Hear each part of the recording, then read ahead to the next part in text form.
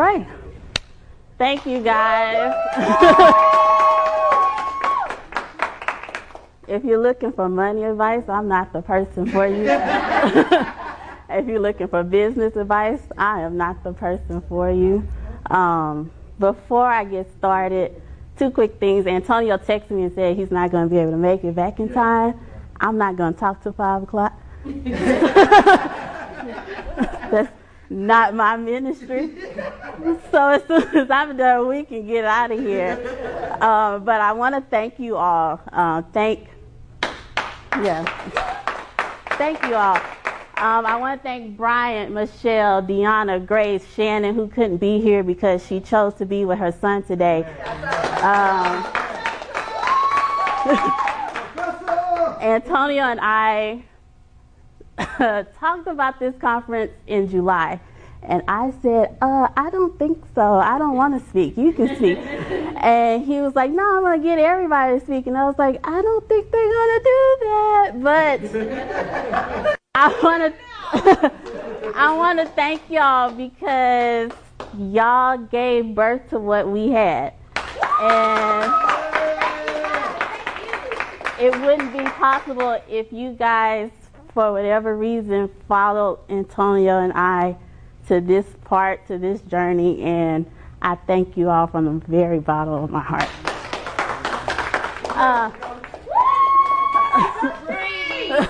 Thank you. He's watching. I want to thank Antonio because he is the reason why we're here today. Antonio works 16 plus hours a day. He drives me crazy. My phone goes off every hour on the hour. I love him, but sometimes I want to power off my phone and just be like, you worked 16 hours. I didn't commit to 16 hours. But I want to thank him for his drive, his vision, his mission, for believing in people who always give everything, but I thank him for being the leader that he is. And I'm going to thank y'all again, but for right now, thank you all, because this wouldn't be possible if no one showed up. So thank all of you for showing up, spending your entire Saturday here with us. Okay, so thank you guys for that. I won't be long. I am not a long speaker. That's just not my thing. So I can't talk to you about business. I can't talk to you about finances, but I can talk to you about accepting the calling on your life. All right. All right. I'm afraid that most of us are wandering through life, hearing the call, but not answering it. And what if you are the reason, you are the voice that someone needs, and you're too selfish to pick up that calling? Oh my. I told them I wouldn't do too much, but apparently I'm already doing too much. One of my mentors is Lisa Nichols. He brought her up earlier. And she says that most people are more committed to a familiar discomfort than they are to an unfamiliar new possibility. And maybe that new possibility is the calling on your life. Why are you here? And it's easy to get stuck where you are. It's easy to sit on the couch. It's easy to watch Shonda Thursdays. But it's more to your life than just how to get away with murder. Although I wish I could get paid for that, because that happens to be my favorite show. But in order to accept the calling on your life, you got to do 3 things. The first thing is believe in yourself. Antonio talked about laws earlier. There's a law called the law of belief, which simply says what you believe becomes your reality. And I'm going to ask you, what are you believing? Are you believing that you're worthy? Are you believing that there's greatness in you? Or do you believe that you're nothing? And if you believe it, it shows up in your life. If you believe that you're nothing, nothing comes to you, right? Are you believing your thoughts, or are you believing the thoughts of someone else? Most of us, no disrespect, most of us are carrying the weight of someone else's beliefs. Our mama said we can't do that, and we have a passion for whatever that is. But because she said no, and she loves us, we say, well, she loves us, she's looking out for me, so I'm not going to do what I want to do. I'm going to do what my mama said do. And we walk around miserable because we're living mama's life. And mama was too afraid to live her life. You know what I'm saying? Yeah. Don't start that business because I tried it and it didn't work out for me. So you stop. You know what I'm saying? Don't go to school right now or go to this school and you want to go somewhere else. But because somebody loved you, you lowered yourself to another environment that wasn't worthy of you. And you don't get out what you are supposed to get out because you're in your flesh but putting on someone else's clothes. And God, I serve God and I don't hide that. But maybe God is trying to bless your life and he's looking down and he sees your flesh, but you got on. So maybe you can't handle the blessing that he has for you because you decided to be somebody else. I can't handle Antonio's story. I didn't grow up homeless, so I can't put on his clothes. But what I can do is learn from him.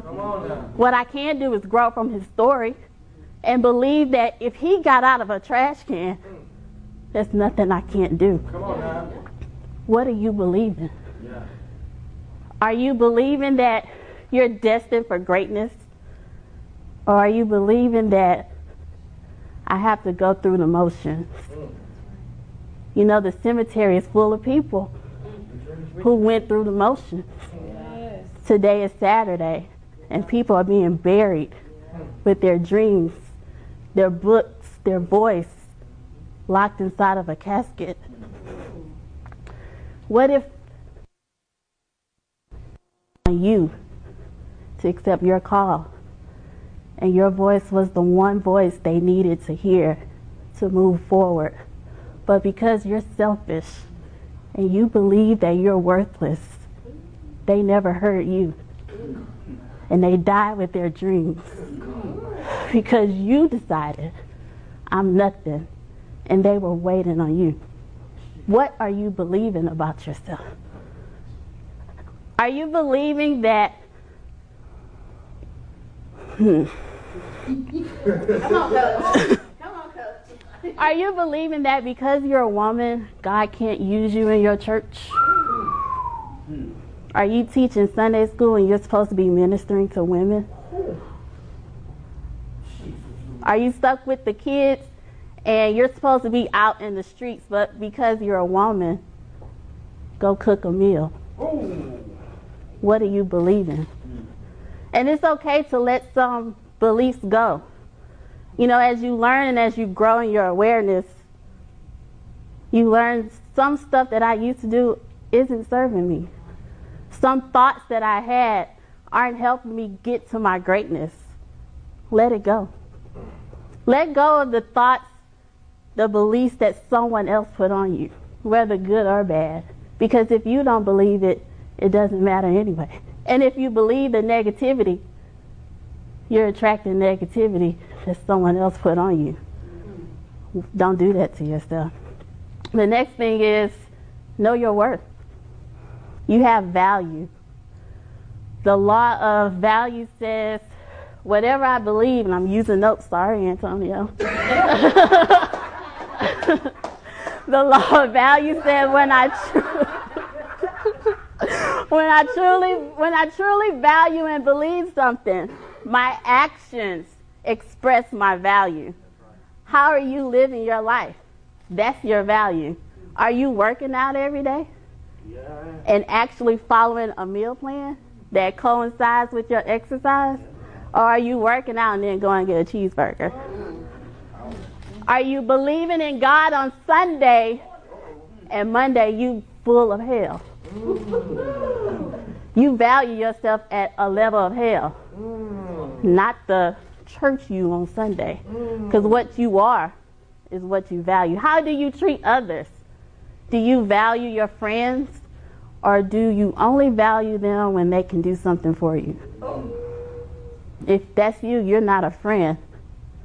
Move away from me. Because I don't have time for people in my life valuing me based on what I can do for them. You know what I'm saying? How do you treat yourself? Do you wake up in the morning and give thanks for a new day? Are you grateful for your life? Or have you put your life at a value of a negative 100? And the only time you think about giving thanks is when you're in church. That's not real gratitude. That's superficial. Do you add value to your life when you're at a funeral? Is that the only time you think about how precious your life is? You can be gone tomorrow, and I don't want to attend your funeral and say, well, she looked good on Sundays, but her life didn't equal to what she said on Sundays. What is your value? And then last but not least, Antonio talked about the law of attraction. What you believe in your values attract the people, the places, the things in your life. What are you attracting? Are you attracting the $1 million that you say you want? Or does it look good to post about it but not be about it? Are you attracting what you're worthy of? Or are you fronting for us and attracting trash that you deserve because you thought you deserved that? What are you attracting in your life? Are you attracting the greatness in you? You know, Les Brown says there's greatness in you. But your beliefs and your values are too self to release the greatness in you.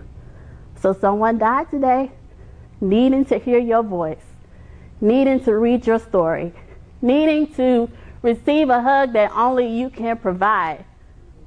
But because it's comfortable to sit on the couch, because it's comfortable to pretend to be something that they never got it.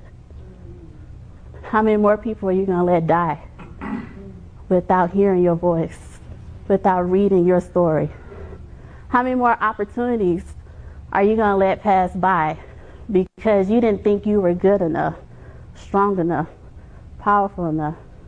I'm here to tell you you're all that and more.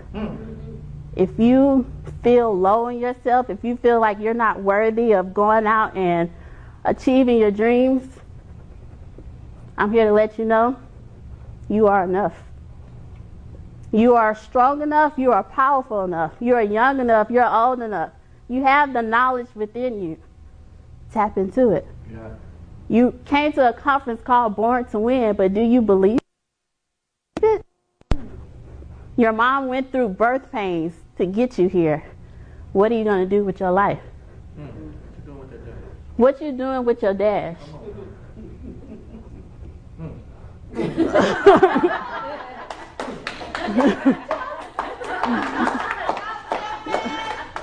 What are you doing with your dash? And are you disrespecting the pain that your mother went through because you decided that I don't want to live a life worthy of me? Did your mother go through 47 hours of pain, pushing you out? She did her job. She birthed her greatness. When are you going to birth yours? It's on the inside of you, and it's got to come out. But when are you going to be bold enough to say, I'm born to win, and here's my greatness? Told you I wasn't going to be long. I'm done. But you're going to turn that off. I'm not. That's a distraction.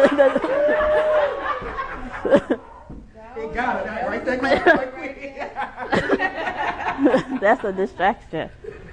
But give yourself permission to live the best life that you can. And if you're waiting for someone else to say, okay, now's the time, you're never going to get it. Nobody's ever going to say, you know what, November 19th, that's your day, that's your year. They'll say it, but they don't believe it, because come the night before, they're going to get in your ear and say, you really can't do that, because I tried it. Look forgive me, look who's the president. He don't want you to win. Can I tell you, it don't matter what fool is in the White House? Because the greatness in you can outshine that fool in the White House. The God that I serve is bigger than the man in the White House. Are you going to tap into the God inside of you? Are you going to let the man stop you from living your greatness? So you were born to win, and I believe in you. I believe that you were born to win. But when are you going to let us know? Thank you. Has life ever knocked you down, made your hand shake, made you limp, made you get back up only to knock you down again? Has life ever made you forget that you are royalty, that you are a queen, that you are a king? Get up. Don't stay down. Get up. Keep walking. 13 steps to dominance is for you. Limp. Fight. Breathe, then break and breathe again. But this is your moment. This is your time. This is how you walk. There's 13 steps in here. And all of them are to straighten you up and send you to your supreme destiny. Have you ever been broken? If so, broken is a great beginning. Keep walking.